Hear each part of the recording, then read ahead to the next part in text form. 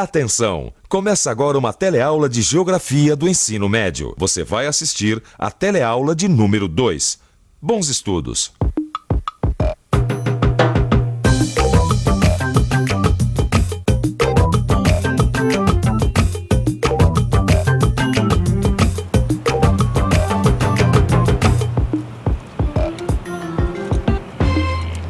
Que vista, hein? Todo mundo gosta de observar uma bela paisagem, não é mesmo? Mas você sabia que ao observar uma paisagem você pode estar aprendendo geografia? É isso mesmo. Quer saber como? Então assista a teleaula de hoje. Você vai ficar sabendo qual é a noção de paisagem, a importância da observação e da descrição da paisagem, as diferentes combinações de formas e aspectos das paisagens, como o estudo das diversas paisagens aumenta o nosso conhecimento da geografia e várias técnicas de observação da paisagem. E então, vamos abrir uma janela para o mundo?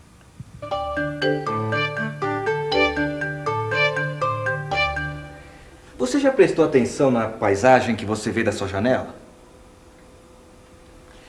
Para começar, vamos entender a diferença entre paisagem e paisagismo.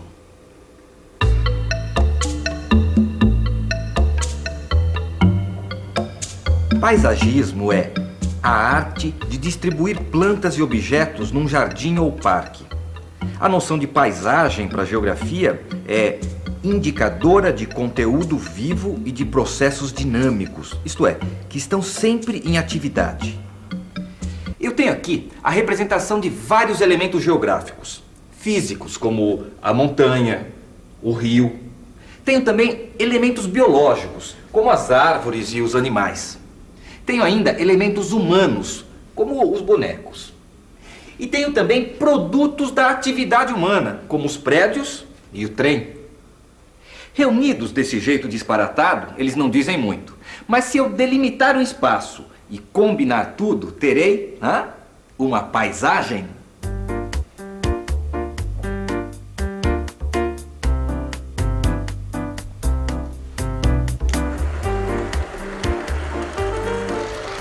Interpretar uma paisagem como essa para a geografia é buscar uma explicação científica de como as formas que nós estamos observando aqui são o resultado visível de uma combinação de processos físicos, como as montanhas, os rios, biológicos, como as árvores, os animais, e humanos, como o trem que circula por aqui.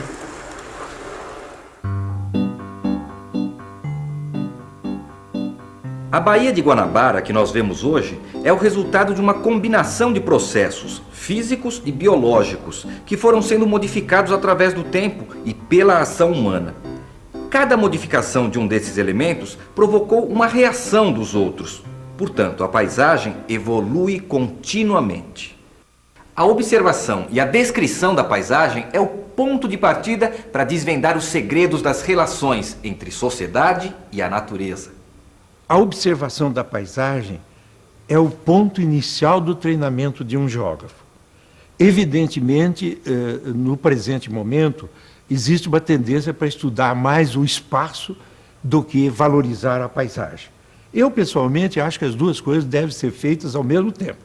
Observar a paisagem, estudar a projeção da sociedade sobre o espaço e tentar interpretar as razões da organização humana sobre a herança da organização natural dos terrenos e da vida vegetal, animal e, sobretudo, do trabalho humano sobre essas heranças.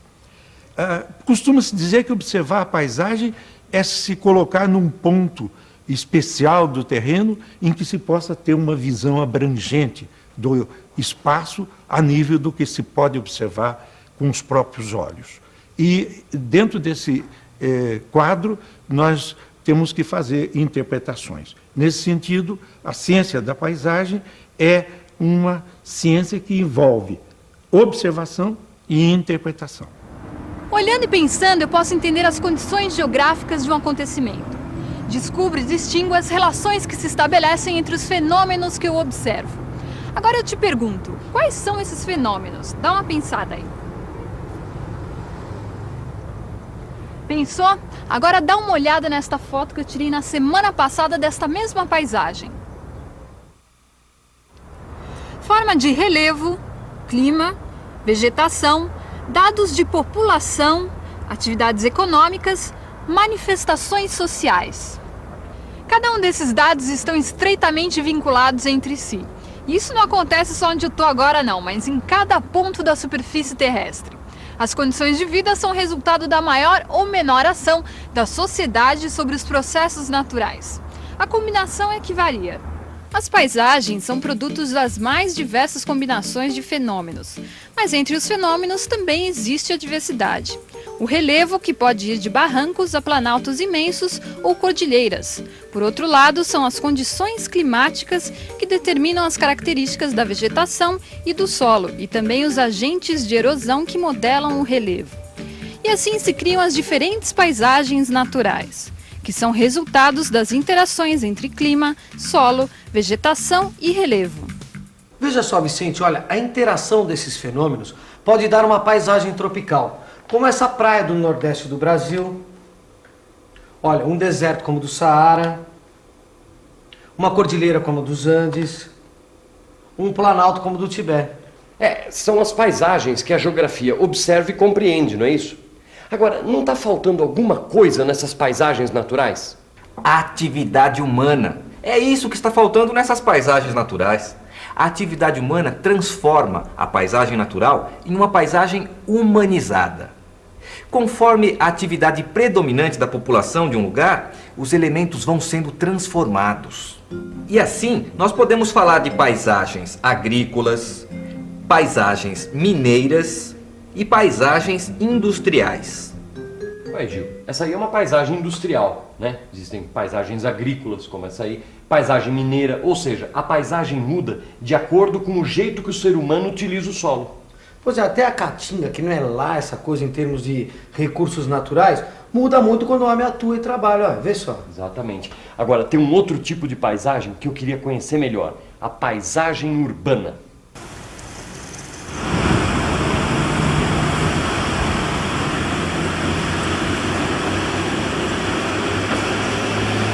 A cidade é uma espécie de museu vivo da história do trabalho e das técnicas desenvolvidas pela sociedade.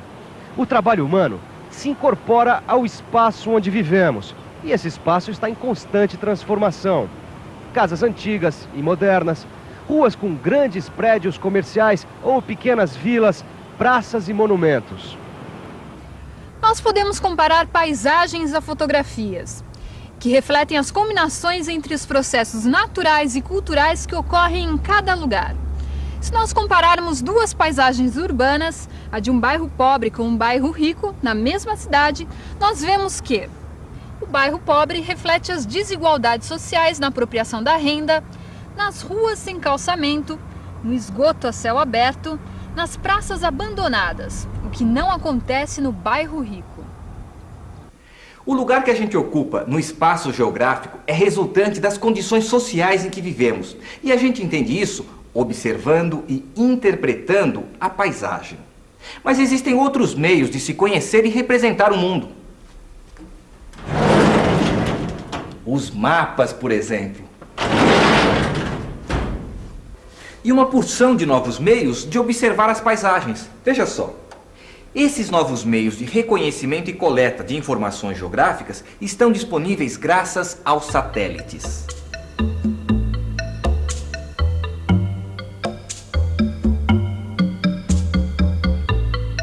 Satélite como a Lua? Não, nós estamos falando de outro tipo de satélite. Satélite artificial, olha aí. Esse tipo de satélite, ele fotografa o corpo celeste e depois envia as fotografias para os laboratórios da Terra. Os nossos olhos são sensores. Eles localizam o que queremos observar. As fotografias aéreas e as imagens de satélite ampliam os limites do olho humano através do sensoriamento remoto. Graças ao sensoriamento remoto, quer dizer, à distância, é possível obter imagens diárias da Terra. Imagens que estão cada vez mais presentes no nosso dia a dia. A previsão do tempo, que você vê na TV e nos jornais, é ilustrada por satélites meteorológicos. Outras imagens são obtidas do espaço. Regiões de conflitos internacionais, como na Ásia e nos Balcãs, regiões de queimadas, como na Amazônia, e o caminho dos furacões, como no Caribe. Esta é uma foto da Baía da Guanabara. Aqui está a entrada da baía. E esta é uma foto da mesma entrada da Baía da Guanabara, feita por um satélite. Olha aí o satélite, Vicente, olha. Ele não para nunca de fotografar a Terra e enviar essas fotos para nós aqui embaixo. Agora, é uma quantidade de informações enorme que chega todo dia aqui, não é não? Pois é, mas qual é a importância, qual é a utilidade de tanta foto? Pois é. Do ponto de vista técnico-científico, as imagens de satélite têm um grau de precisão muito grande. Elas constituem uma técnica fundamental e eficaz para a avaliação dos recursos terrestres. Por isso, os registros de sensoriamento remoto, junto com as fotografias aéreas convencionais, são indispensáveis para os estudos geográficos, ajudando a fazer o levantamento dos recursos naturais e ambientais. Essas imagens fornecem dados e ajudam a estudar e planejar o uso da Terra. Mostram as florestas, as cidades, os oceanos. Permitem, com ganho de tempo, identificar, delimitar e descrever vários aspectos do espaço geográfico.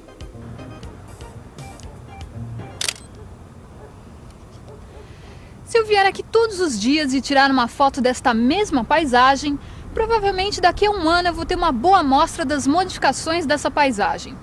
Agora imagine esse trabalho todo sendo feito por um equipamento técnico-científico ultra eficiente, como é o caso das imagens feitas por sensoriamento remoto. Dá para acompanhar no tempo as modificações do espaço. Aí sabe o que acontece? Dá para você estudar a dinâmica, o movimento do meio ambiente.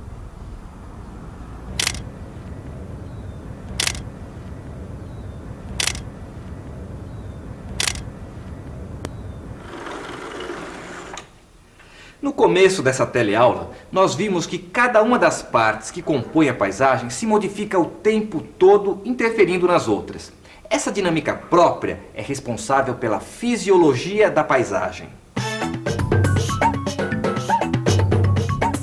Fisiologia é a parte da biologia que investiga as funções orgânicas, processos ou atividades vitais, como o crescimento, a nutrição, a respiração, etc. Então, quando nós dizemos que a paisagem tem uma fisiologia, nós estamos falando das atividades vitais dessa paisagem, que nasce ou se forma, cresce e se modifica o tempo todo, como um organismo vivo. O sensoriamento remoto é uma ferramenta e tanto, porque ele mostra as mudanças contínuas das paisagens da superfície da Terra. Compreende? Ah, agora eu entendi. Agora, ia bem uma revisão, não ia não? Ia. E atenção, se liga aí que é hora da revisão. Na teleaula de hoje, você aprendeu que a paisagem é o aspecto visível e diretamente perceptível do espaço geográfico. A observação da paisagem nos permite interpretar os processos físicos, biológicos e humanos. É um método para compreender as condições naturais e sociais de um lugar. A paisagem é o resultado das mais diversas combinações de fenômenos naturais e sociais. Portanto, apresenta uma grande diversidade. A ação do homem no decorrer do tempo histórico transforma a paisagem natural em paisagem humanizada. E para terminar, você aprendeu que as novas técnicas científicas de sensoriamento remoto ampliam a capacidade de observação da paisagem sem dispensar a observação direta. Experimente observar as paisagens que você vê todos os dias. Repare nos elementos, nas modificações, depois dê uma boa lida no seu livro de estudos. Eu lhe garanto que é uma maneira bem divertida de aprender geografia, certo? Até a próxima teleaula!